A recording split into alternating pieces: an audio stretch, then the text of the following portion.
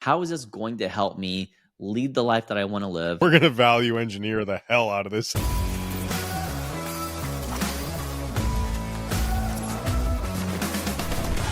Yeah. But value engineering. Engineering. You went to engineering school, I did go Steve. to engineering school. You went to engineering school. Tell Left us after 2 tell years. us a story from engineering school. Institutional education and Steve is just not. It's not really. It wasn't working then. That math wasn't mathing. Honestly, it's unless you want to climb the corporate ladder as an entrepreneur, you should not go get an academic degree. Though, I will say, great experience and definitely learned some things that I do use today. I just used calculus 2 and everything yesterday. Did you? All day. Yeah, actually, that makes sense. I never took calculus. Did you know you didn't take calculus? I thought your people would always take calculus, no? Listen, let me tell you a story. This is going to shock a lot of our audience. I've never really had an academic work ethic, right? I just kind of skate by on C's, and I've always been an AB student, naturally intelligent, never had to learn how to study, right? Because I just pick up concepts. And so I remember I was like, oh, how hard could it be, advanced classes in the 11th grade? And I went from I took one like honors history class and I made a C in it. Granted, turns out you actually have to read the book, but I just made buddy with the soccer coach who was the guy at the time. And I got the shit kicked out of me playing soccer in high school as a way to ingratiate myself to be like, please don't fail me. And so he gave me a C, and he was always a really cool guy. His last name was actually cool. I wonder if he's still alive. But I was like, it can't be bad. So the next year, I was like, okay, I'm going to take 2 honors classes and 3 AP classes. Dude, I didn't know what the fuck any of that meant. I failed honors algebra 2. That's the first time I ever failed a class because I thought that I was smart enough. I didn't have to do my homework, and I wanted to flirt with the pretty girls behind me. So I learned how to flirt pretty good that year. But damn, I had to take summer school. Guys, if you're wondering if you're cut out and you can pass, I went from failing honors algebra 2 and I'm working on a doctorate. You can do it if you want to. I'm confused right now. You failed honors algebra 2 and had to take summer school. Okay. Mm-hmm. I never had to go to summer school in high school. And I passed algebra 2 with I want to say an A. I set the physics curve for our final exam in class, and I was really good. I was really good at math, and physics is basically math, but in science form. Yeah, applied math. And I'll never forget, that whole year was 97, 99, 95. I might as well fail. 98, 97, 98, 99. So the teacher goes, hey guys, so the best grade, I'm going to convert that into 100, however many points that takes. That's what I'm going to give everybody else. That's the curve. And then he silence, and 10 seconds later he goes, so Steve's going to be setting the curve, just in case you're all aware. And so now I'm all pressure on me, oh my God, what if I fail? All these things, right? You should have failed. Well, I got a 97, so everybody got 3 extra points. Dude, you're such a fucker. I'd be so mad at you. I'd be like, listen, bro, please, man, please be a team player. Please get a 20, dude. Get a 20. Just help us out here. Some kid had to go to summer school because of you. I can't believe you failed classes. In my mind, you were just yeah, dude.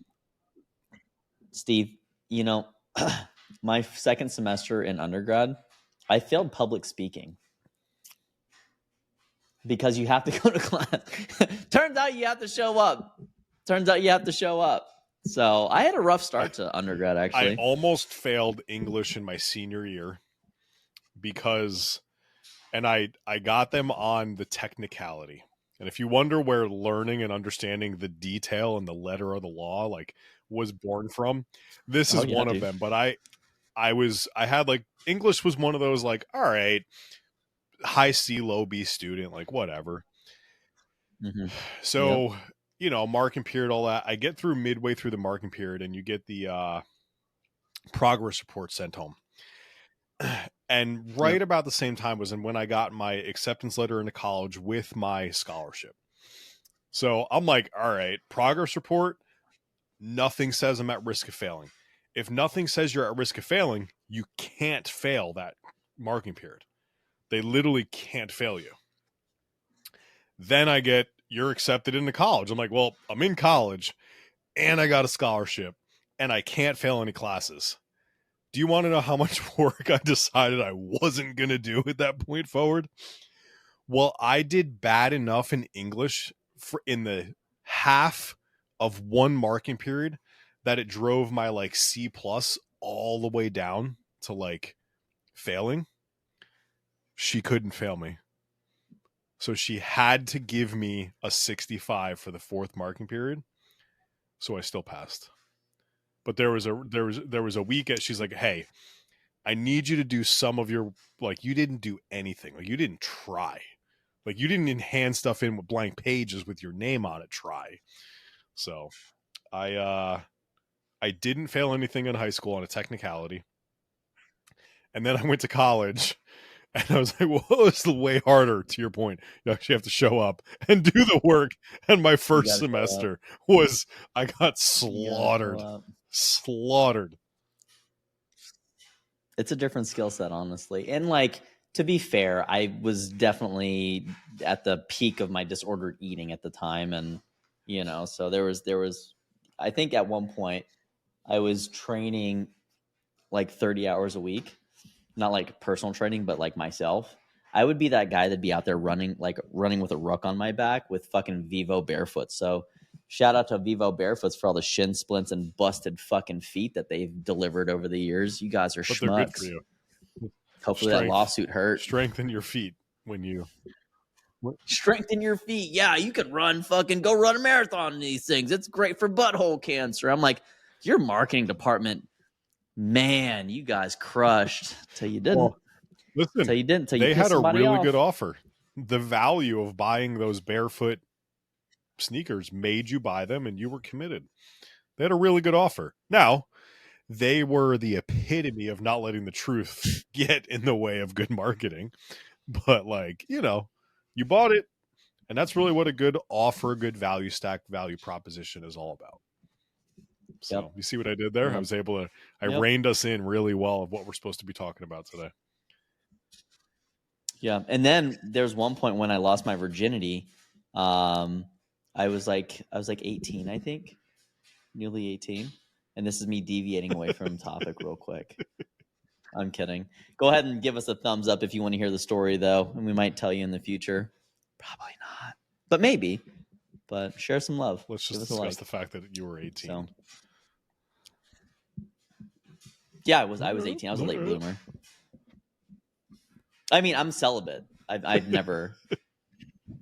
I am looking for a wife, ladies. So if you, I'm not even looking for a girlfriend. I need a wife. Smart, I need a wife. I want to do the family thing. Honestly, at this point, dating is so wild that I'm about to put out paid ads. Insane.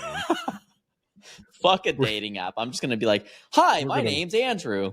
I have a dog. We're going to value engineer the hell out of this marketing proposition here. So anyways, yeah. So we talk a lot about marketing. We talk a lot about sales. We talk a lot about attention, audience, all those components. We talk about knowing your numbers, delivery, making sure you're a good nutrition coach, making sure you know how to write fitness programming, making sure we can get results for people we're testing, biofeedback, and all of those components.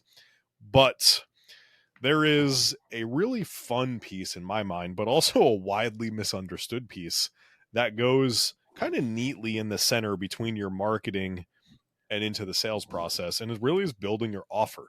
Because at the end of the day, if you don't have your offer set, people don't know necessarily what they're buying. And here's the crazy thing. And Andrew, you have a funny story to share with, I believe we nickname him Bobbert. But your Bobbert. offer isn't necessarily, hey, pay whatever, $500 and get 2 sessions a week and 1 nutrition coaching check-in every other week and a meal plan written for you and 6 weeks of, results with coaching and things at the end of it, with an assessment, with printouts, with like, no one gives a shit. Like, those are important pieces, but us nerds, like, when we sit here and go, hey, we have Empowered, and in Empowered, there's fitness programming templates and nutrition templates, and we talk about marketing templates, and we go over marketing concepts, and then we talk about coaching development, and then we put in AI, guides on how to prompt and get the things that you want, and we talk about the outbound method, and like, cool, that's the literal tangible what you're getting. But on the other side of that, what you're actually buying is, we'll save you like 5 to 10 hours a week worth of actual work in your coaching business and help you make more money by giving you these things. And that's really what, how crafting that offer, that big value engineering thing is. So, Andrew, talk about Bobbert here real quick. And it's funny to me because it's exactly what I did when I was first a trainer. And a lot of trainers start out in person, and there's really only one way to put a true valuation on your services in terms of what you're buying. So, like, I did this. This was me 15 years ago. I did it, but every new person starts out this way, and I'll use it. It's kind of like the analogy in terms of, if you hire a plumber, imagine this: your toilet's broken and you have shit water on your floor. You hire someone to come out and fix the shit water toilet situation, yeah? Meanwhile, the Jurassic Park camera is shaking all over the place. I apologize. So the guy shows up, plumber crack and all, tool belt on. He's got a roto-rooter and whatever else kind of crazy shit that they use. I'm clearly not a plumber. And he starts telling you how excited he is to use all of these different tools. He's like, oh, look at my hammer, and this thing has a claw on it, and look at what this can do. And then he's like, well, then look at this other tool that I have. And he starts telling you a litany of things. And the guy's like got 50 tools and clearly a strong sense of autism. So you're like, I just want you to, can you please fix my problem? That's exactly what it's like anytime you know that a trainer's gone to a new certification, because they will talk about that tool or that knowledge set or that problem thing that they can solve now all the fucking time. How do you know that someone's a movement and mobility specialist? They're like, oh, everything's a stretch problem. You're like, Jesus Christ. Or like a functional movement person. Everything got to be funkin'. No, bro. Some people just want to have bigger biceps. How do you know somebody does CrossFit? It's actually not functional. They'll tell you. They fucking never shut the fuck up about it. I was just going to say, with vegans, how do you know somebody's a vegan? Diet. Yeah. Triathletes, But that's actually a really great point that you bring that up, in that people want to talk about the things that they're excited about, which means that those are the things that they inherently value. And during a consultation, the things that people get excited to talk about are actually really great golden nuggets for you to build the bridge of like, oh, well, you're excited about that. How can this thing that I have to offer help you do that thing better, or enjoy that, or clean up the shit water? I just want to solve the problem. I don't care about your tools, sir. Do this, do it fast, do it well, so I never have this problem again. And that's really the value proposition when it comes to, and Steve mentioned something called an offer. And so we use this term a lot, but it's literally the thing that you have that you are going to offer someone, and it's a package. It's like a package. It's a combination of services, products, whatever it is that you're trying to monetize. It could be your skill set. It could be your knowledge. It could be your experience. And generally speaking, when you become more capable because you have more knowledge or you have more experience, the value proposition of the offer is actually significantly higher, to the degree that you can articulate that. And that's where a lot of people that don't worry about business and they just worry about the certifications and they worry about how can I solve a problem, they never learn how to simplify that explanation and help someone understand that that is the general process of it without getting too far in the details.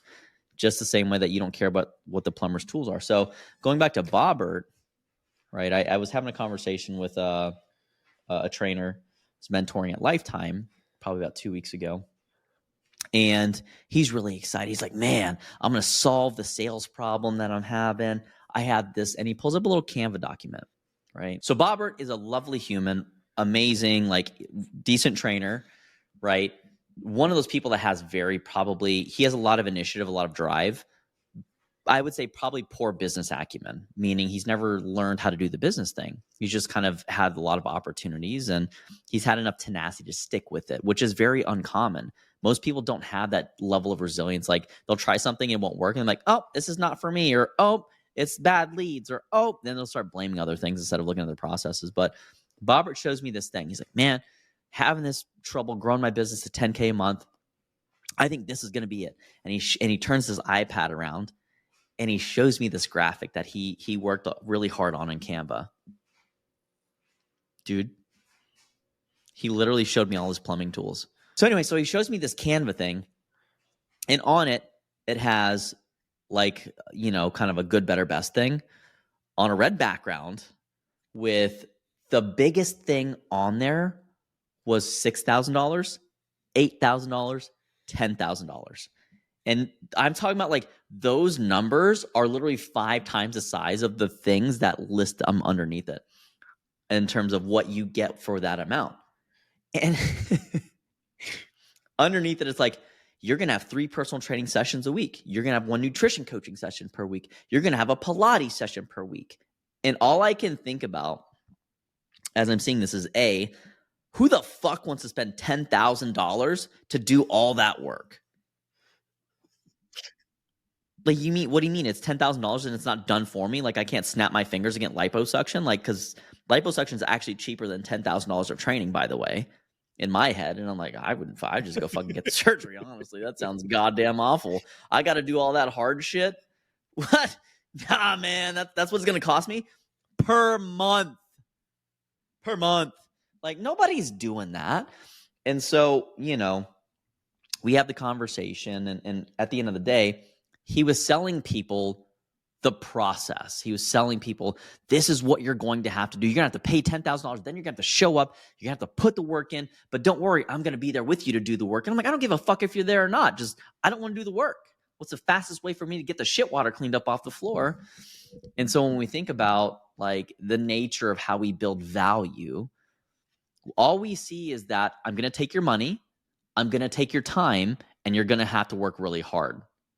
There's no value inside of how is this going to help me lead the life that I want to live? How is this going to help me find a romantic partner if I'm dating? How is this going to help me pick my grandkids up if I'm debilitated and currently dealing with pain? Like, those are the things that those numbers should be attached to. And by the way, in your brain, we actually know that it will trigger a pain response whenever you know that you're spending money, similar to the degree as physical pain. It's actually crazy.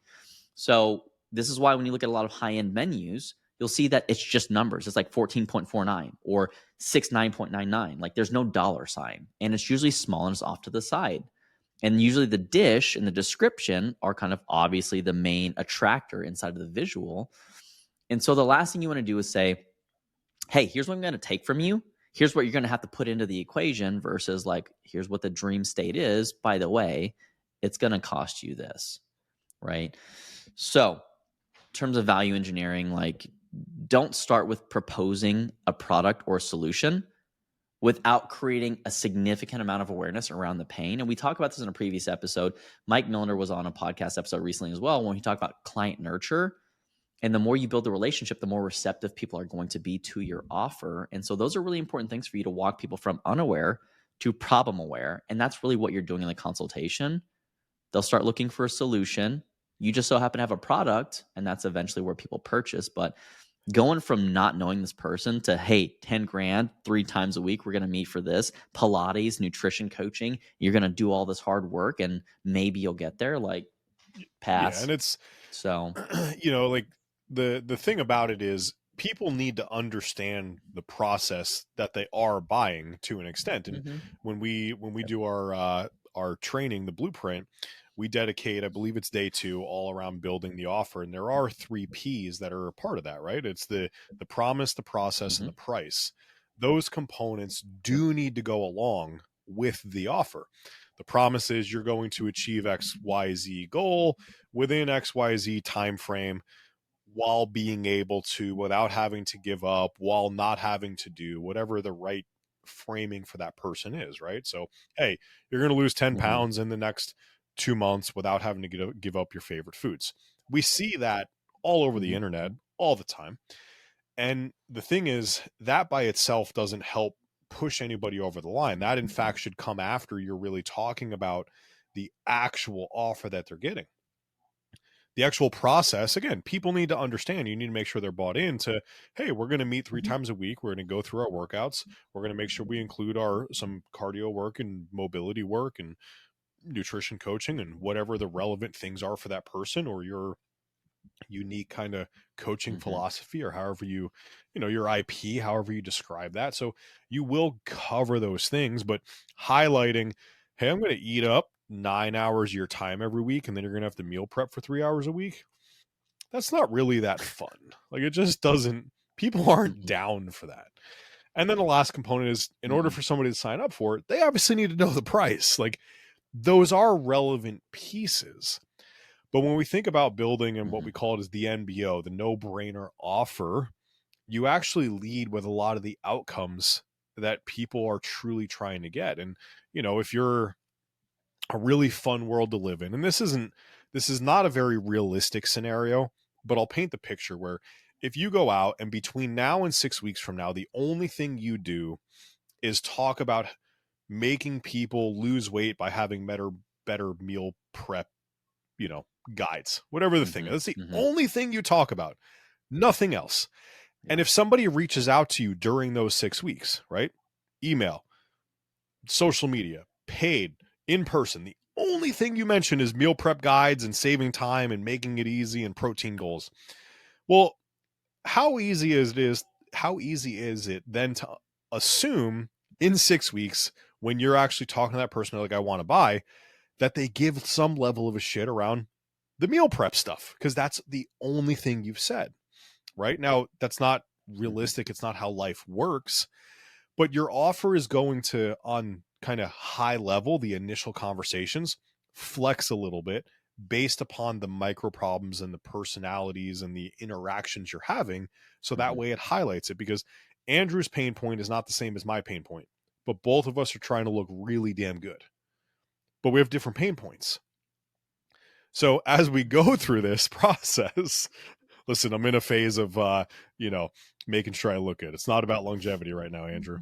Um, but as you go through the process and you understand some of those underlying things, you now start to be able to craft what that person is looking for. And again, it comes down to, what are some of the guarantees that we're willing to give? And I don't mean like a, oh hey, if you don't lose your weight, I'll give you free coaching until you do type mentality. Because I don't know, if you didn't get me there in the first place and you agreed to something dumb, why is it going to work when it's free? um there are some instances where a guarantee like that I think is helpful, but the general idea is, Mhm. you want to help them achieve the result that they want within a time period that is very reasonable and viable, while hopefully not completely changing their life for this perceived worst thing. When I first started having to track my food when working with Andrew, if he led into the, yeah, you can coach with me and it's going to be great tracking all your food, I was going to be terrible. Like, there was no way I was going to buy into that, because You had I something did like have that something before, like that. And it was actually, fucking awful, because from the I'm sitting previous there and I'm one. like, hey, he's like, yeah, eat a bagel in the morning. I'm like, but aren't carbs bad for you? Like, it's bad. And he's like, no, just eat a bagel and eggs. And I'm like, of all the carbs you want me to eat, it's That's a evil. bagel? Like, there's nothing nutritious about a bagel. And like, that was the biggest like mind fuck for me. Now, on the other side of things, Yeah. I'll eat the shit out of some bagels and bread now, because I've learned. But he didn't meet Mhm. me where I was at. He just told me to do, and I need to understand a little bit, right? So for Yeah. me with Andrew's like, yeah, you come coach with me, and the biggest thing is you're going to actually learn and you're going to understand at a deeper level all these components. I'm like, oh, super intriguing, because then I become empowered to do my thing. That's fantastic. Okay, great. Yeah, we're going to actually check in once a week. 15 to 20 minutes is all, which bold faced fucking lie right there, because there's never a 15-minute conversation with Andrew. But throughout that, it was, I learned, we would approach something on my timeline when I was ready for it, or until Andrew goaded me into it. And and and He's a we'd sucker have for our weekly breadcrumbs, guys. check-in that I was able to show up. Here's my progress this past week, and here's my question. And 9 out of 10 times I think I showed up with a very valid question of, what is a very good next step Mhm. for me, right? Like, what's the thing I need to be thinking through? But the process that I was going to go through wasn't, you're tracking, you have to make this food. You should probably eat more things in a wrapper because it's easier to track for your lifestyle, even though we understand that whole foods, which is a little bit more of a pain in the ass, might be Mhm. healthier, but from a macro standpoint, right? Or a micro standpoint, not a macro standpoint. So it was all these components that when I had a conversation with Andrew, it's like, all right, I'm going to achieve my goal. I'm going to get to learn. And I only had like in my mind, I only had to put in like 20 minutes a week. That's all that was going to happen. Now, the benefit that Andrew had was I already worked out 4 to 5 days a week. There was no addition there for me. I just had to change what was going on. Okay. And there was some big changes to that hour or so, but I was still putting the time in. It was just going to become more beneficial. Cooking, I enjoy cooking. I already cook. So I didn't have to change anything there per se. I just had to start to dial things in. The biggest strain for me Mhm. was having to put every single thing I ate into my phone. Now, yeah, it's just a part of life. Like when I'm dialed in, I'm doing my thing, I'm here. When I'm off of it, I'm also off of it. Totally cool. But the point of that being, you need to give somebody that, hey, I'm going to solve your problem. Here's how we're going to go about solving that problem, not the technical aspects, but the things that they're interested in. And in order to achieve and receive that value, give that value, the value exchange, here's how much it costs. And, $500 a week sounds way better than $2,000 a month. $2,000 a month sounds way better than $12,000 for 6 months, mainly because the number gets bigger. The bigger the number, the more scary the number is. They're all the same Mhm. loosely, and, there's 4 1/3 weeks in a month and all these different things, but generally speaking, they're perceived all the same. So the way you present it, the conversation you have, and the problems you're solving with that person are the important things. So the 3 Ps are very valuable throughout there, but also Mhm. what are you stacking into it? And that last component, like, the biggest benefit was Andrew's like, yeah, here's my bonus as well. Twice a year, we're going to hang out in person and go to the gym and work out together. And I'll make sure I can help you with some of those things. And I'm like, great. My form is going to be checked and everything. I'm joking. He didn't say that. It's a thing when Andrew moves, I go and hang out with him and we usually get a workout in. So, but, Jay's batting two for but two. but like that's the stuff where like, oh, Andrew's value stack, the extra, the bonus is layered in again around things that I would like. So if the only thing you're talking about is meal prep and macro guides and all these things, and somebody says, hey, I want what you have, it probably makes sense to include some type of meal prep macro guide bonus thing that's not normally included, so they feel more value throughout there, and they're significantly more likely to say yes because you've connected the dots to solving their problem with your unique process, not telling them all about every step of your unique process and how that's going to be so cool, because that's not cool. Yeah. Yeah. So if you were to summarize that in like wave tops, when someone's crafting an offer for the new people that are listening to this, and if even if you're a veteran, like this is something you should still explore probably every year at least, in terms of how you're doing it, in terms of how you're the process of service delivery or product creation. What is everyone else in the market doing?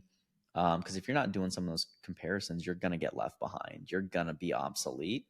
We see this all the time in industries. The rail industry is a great example of that.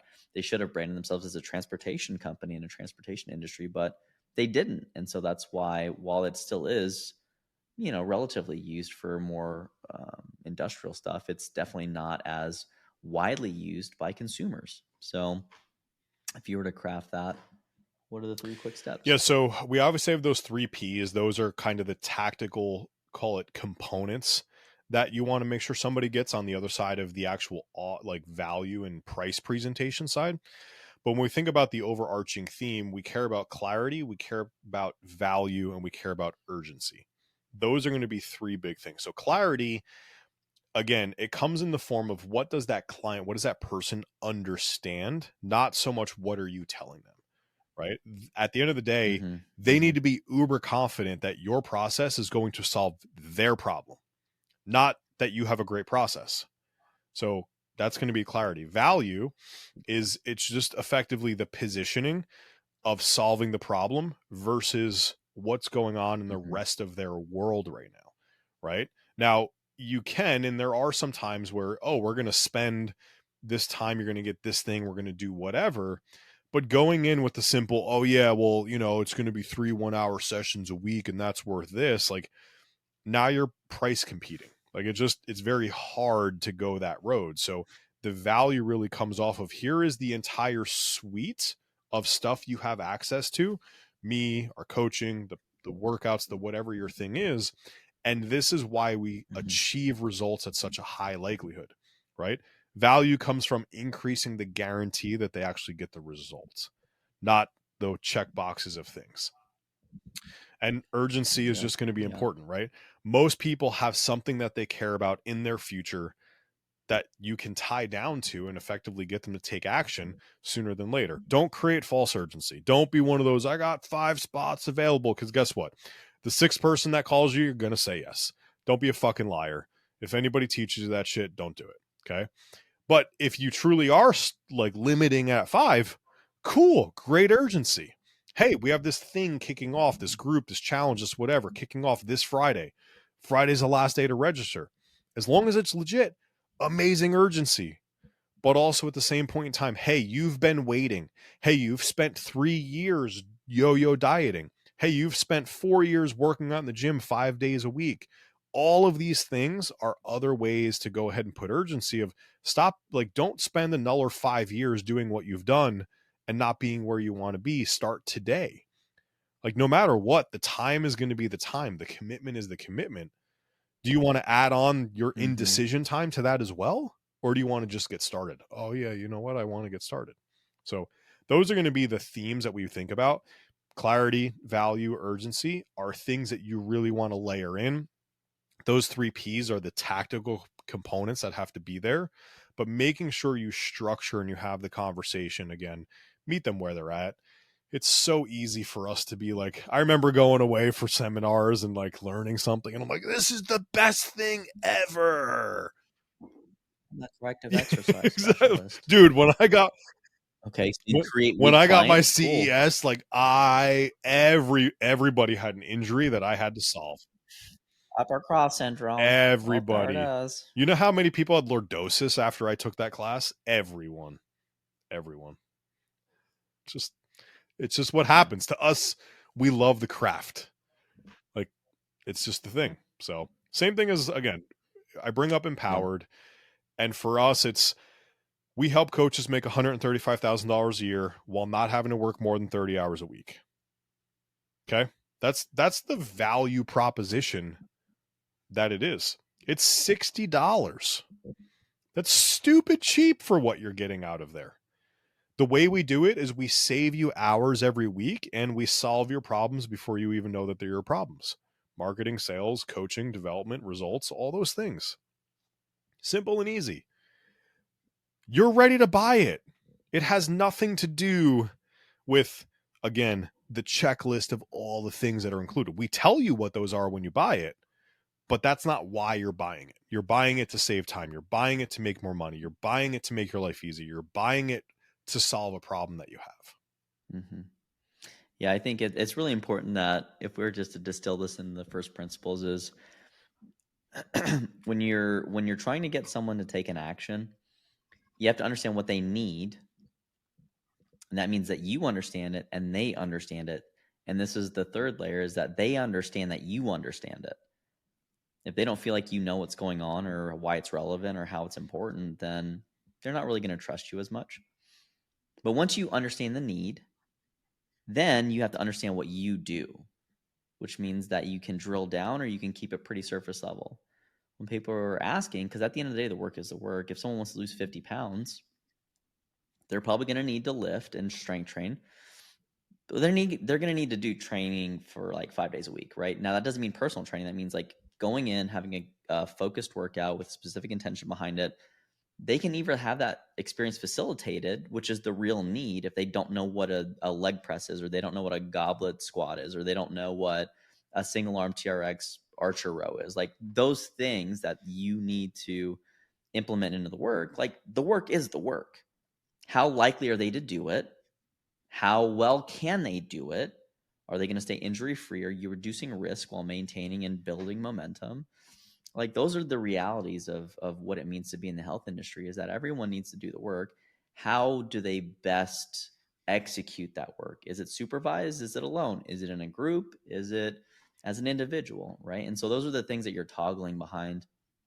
And by the way, if someone has like 14 different injuries and they have a rotator cuff tear and they have a knee that's messed up, and the list gets pretty long, in terms of specialized considerations, then the more considerations they have, the less apt group stuff becomes. It's not really viable because their injury risk goes up because it's a general program. So those are the things that, as you're understanding what their needs are, you're starting to formulate, well, what do I do that can be of value to you that will help you reduce risk and increase speed to goal? And if you can figure that out, structure that in a way that's organized, easy to digest for someone that's making a purchasing decision, you'll go pretty Yeah. far. So, anything to close Just this go out, back Steve? and review your offer. I think the best advice out of this really is every, once a year, twice a year, just double check it. It's easy to creep and Mm-hmm. kind of go down that road of just talking about all the technical things that come along, and We're and gonna do you're stool you're testing. probably losing some sales because of your offer presentation. So go back, check it out. There is no perfect offer. There's many great offers that exist, and just continue to refine it. I think there's a lot of opportunity on this side of things. Make it irresistible. Irresistible doesn't mean you have to do a lot more work. It means you just have to present things in an appropriate way that makes somebody really identify your process to the problem and the result that Mm-hmm. they're trying to get to. So all of that to say, hopefully this was Yeah. helpful. We do offer a Blueprint 4-part series training where we spend one whole day actually talking about this stuff. If you want some information on that, throw a comment down below. Please like this. That helps us out. If you are new to the channel and you have not subscribed yet, smash that subscribe button. But otherwise, we appreciate you spending some time with us. We're here to help you grow your business, where on Beyond the Pump, we break down the fitness. We break down the business of fitness and nutrition. I don't know why, but that's a tongue twister for me these days. I got to slow down a little bit. I'm tired. It's the time change. So It's until good. next Time time, change gang, yourself and peace everybody. out.